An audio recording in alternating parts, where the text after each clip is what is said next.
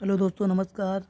हमारे channel IQ study जो में आप लोगों का स्वागत है। जैसा कि आप लोग जानते हैं, हम लोग पॉलिटी कवर कर रहे हैं, जो कि आर्टिकल 123 तक हो चुका था। आज हम लोग आर्टिकल 124 से देखेंगे। ये देखते हैं दोस्तों, अनुच्छेद 124 में इसमें सुप्रीम कोर्ट के गठन की चर्चा की गई है। सुप्रीम कोर्ट में 33 प्लस 1 मुख्य जज, टोटल 34 जज बैठते हैं। सुप्रीम कोर्ट में जजों की संख्या में वृद्धि करने का जो अधिकार है वो संसद के पास है। सुप्रीम कोर्ट में जज बनने के लिए भारत के किसी भी हाई कोर्ट में 5 साल जज या 10 साल वकील, साथ ही राष्ट्रपति की नज़र में कानून का अच्छा जानकार होना चाहिए।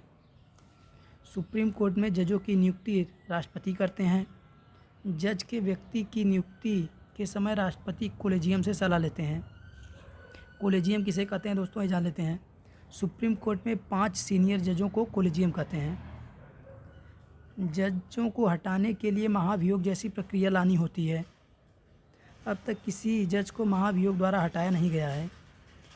सुप्रीम कोर्ट के जज रामास्वामी के विरुद्ध महाभियोग लाया गया था, किंतु पारित नहीं हो सका। सुप्रीम कोर्ट के जज 65 वर्ष तक कार्यरत रहते हैं। ये अपना त्यागपत्र राष्ट्रपति को देते हैं। अनुच्छेद 125 देखते हैं दोस्तों। इसमें जजों के वेतन की चर्चा की गई है। जजों का वेतन जो है संचित निधि से दिया जाता है, जिसमें कटौती नहीं की जा सकती।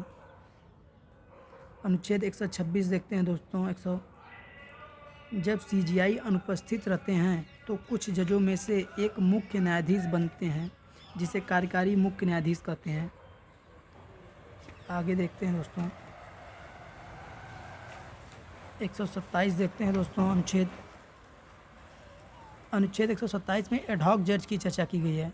इसका अर्थ होता है इस उद्देश्य के लिए तदर्थ न्यायाधीश।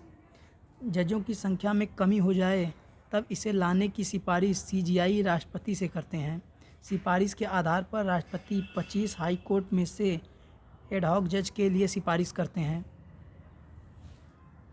एडहॉक जज का वेतन भत्ता शक्ति सुप्रीम कोर्ट जज के बराबर होती है, किंतु ये अस्थाई जज नहीं होते। अनुच्छेद 128 देखते हैं। जब एडहॉक जज उपलब्ध नहीं हो तो सेवानिवृत्त सुप्रीम कोर्ट के जज को लाया जाता है। अनुच्छेद 129 देखते हैं दोस्तों।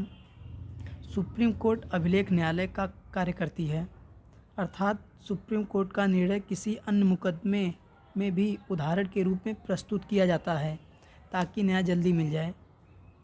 अनुच्छेद 130 देखते हैं दोस्तों। सुप्रीम कोर्ट का स्थान दिल्ली में है, किंतु CGI के कहने पर राष्ट्रपति इसका खंडपीठ किसी अन्य शहर में भी खोल सकते हैं। अनुच्छेद 131 देखते हैं दोस्तों। सुप्रीम कोर्ट की प्रारंभिक मूल अधिकारिता, इसके अंतर्गत ऐसे मामले को रखते हैं जो केवल सुप्रीम कोर्ट में सुलझाए जा सकते हैं। इसमें 3 मुकदमे आते हैं।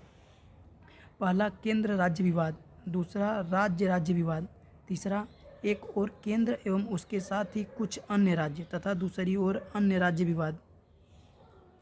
नोट दिया हुआ दोस्तों।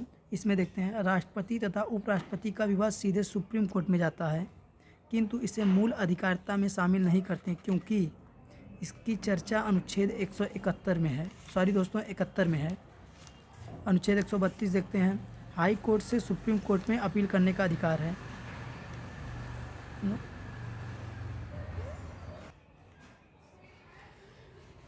अनुच्छेद 133 देखते हैं दोस्तों।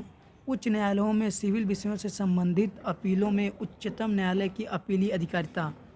अनुच्छेद 134 में दांडिक विषयों में उच्चतम न्यायालय की अपीली अधिकारिता। अनुच्छेद 134 क में उच्चतम न्यायालय में अपील के लिए प्रमाण पत्र। अनुच्छेद 135 में विद्यमान विधि के अधीन फेडरल न्यायालय की अधिकारिता और शक्तियों का उच्चतम न्यायालय द्वारा प्रयोग वक्तव्य होना। अनुच्छेद 136 में देखते हैं, अपील के लिए उच्चतम न्यायालय की विशेष इजाज़त। अनुच्छेद 137 में निर्णयों या आदेशों का उच्चतम न्यायालय द्वारा पुनर्विलोकन।